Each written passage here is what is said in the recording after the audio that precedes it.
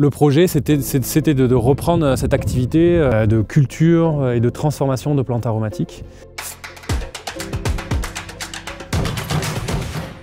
En grande partie, on est à 80% sur des plantes que l'on n'arrose pas du tout en fait. Finalement, on est sur un terroir donc, qui convient très bien à cette culture-là. Des plantes, on va dire, méditerranéennes qui même ont besoin d'avoir un stress hydrique, c'est-à-dire qu'elles ont besoin d'avoir soif pour se concentrer en huile essentielle.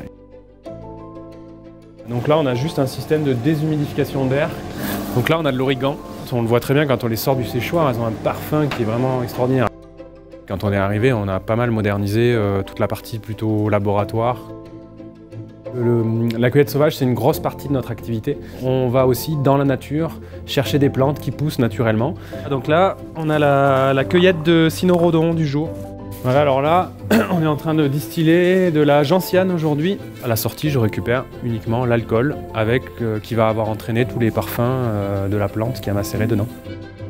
Ce qu'on savait, c'est qu'on voulait faire de la vente directe, de la transformation et puis travailler la terre, quoi. Parce que les plantes, c'est un super terrain de jeu en fait. On peut faire des milliers de choses avec les plantes. Donc pour notre projet d'installation, on avait un budget prévisionnel de 300 000 € environ. Et on a reçu donc, un fonds européen de 57 600 € pour tous les deux. Donc ces magasins de producteurs, la boutique là qu'on a sur place, c'est vraiment dans ce mouvement à la fois locavore et vente directe. L'année prochaine, on sera certifié bio. Mais finalement, ça n'a pas entraîné de changement dans nos pratiques.